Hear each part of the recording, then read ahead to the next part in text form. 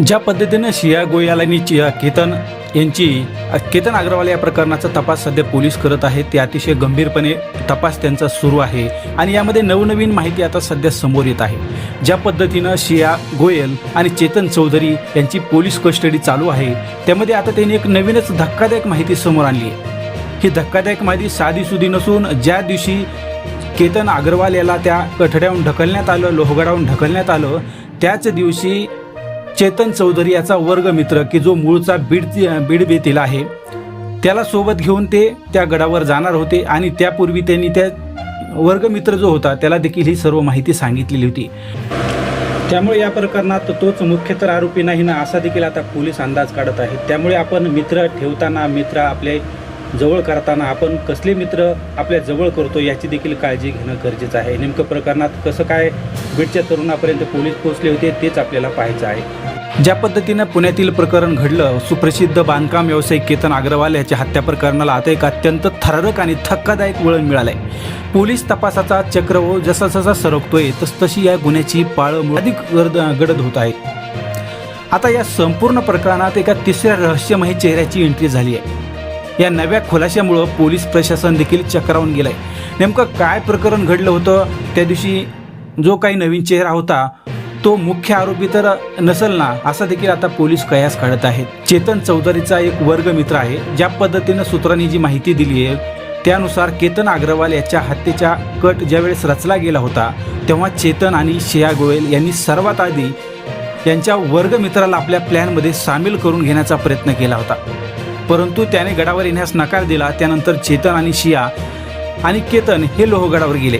मग तो 18 जूनचा तो काळा दिवस होता। शिया गोयल आणि चेतन चौधरीनं केतन अग्रवाल याला त्या लोहगडावर नेलं आणि तिथल्या एका निर्मनुष्य कठड्याहून थेट 350 फूट खोल दरीत ढकलून दिलं।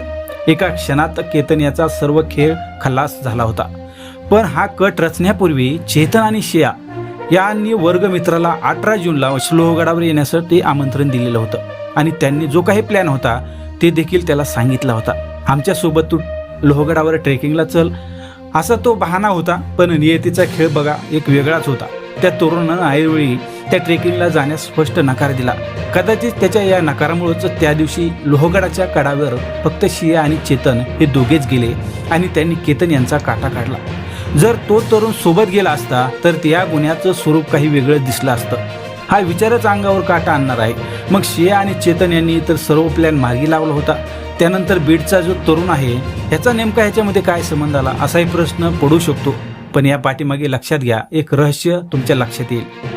पोलिसांनी या प्रकरणात विशेष लक्ष घातलं आणि जे लोक शिया आणि चेतन यांच्या संपर्कात आले आणि त्या दिवशी नेमकं काय घडलं होतं 18 तारखेच्या कट कारस्थानाच्या पूर्वी आणि नंतर, ते देखील आता पोलिसांनी शोधून काढलं।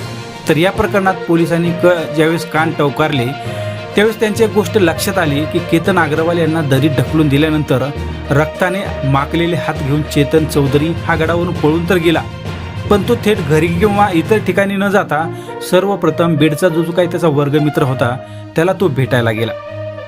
बरं, इतकंच नाही तर या हत्येनंतर त्या थरारक वातावरणात शिया गोयलने ज्या पद्धतीनं त्या ठिकाणी नाटक केलं, केतन खाली पडल्याचं नाटक केलं, सर्व लोकांना जमा केलं आणि त्यानंतर शिया गोयल हिनं देखील पहिला संपर्क जो साधला असेल तो बीडच्या याच तरुणाशी संपर्क साधला।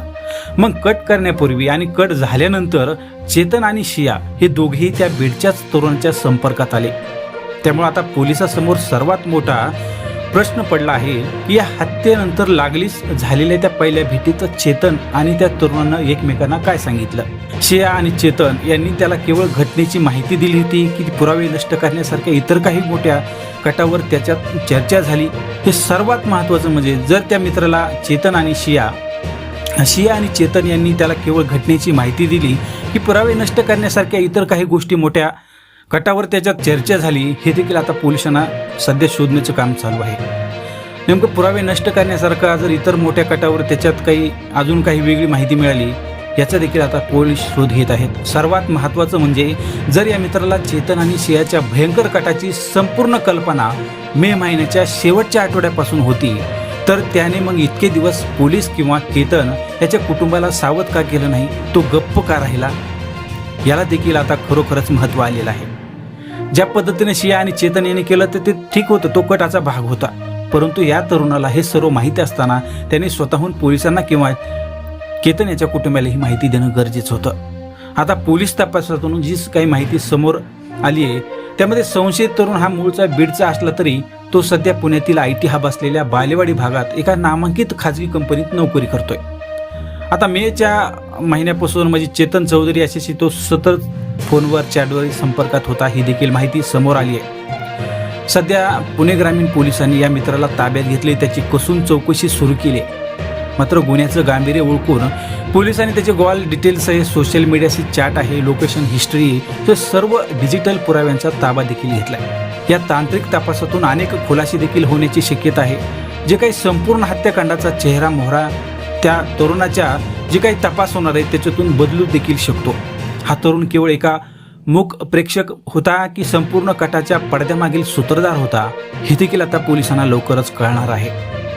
ज्या पद्धतीने पोलीस त्याच्याकडून सर्व काही माहिती घेत आहेत यावरून असा जो संशय पोलिसांच्या समोर येत आहे की या तरुणांना सर्व काही माहिती होतं, हे तरुण देखील त्यामध्ये सहभागी असल्याचं देखील बोललं जात आहे. आता यामध्ये अजून काय तथ्य होतं, पोलीस कशा पद्धतीने तपास करतात त्यावरच आता सध्या तरी सर्व काही अवलंबून आहे. चेतन चौधरी आणि या बीडच्या तरुणाचं काय कनेक्शन? ज्या पद्धतीनं चेतन हा पुण्यामध्ये शिक्षण घेत होता, महाविद्यालयीन शिक्षण घेत असताना त्याचा बीडच्या तरुणाचा संपर्क त्या ठिकाणी आलेला होता.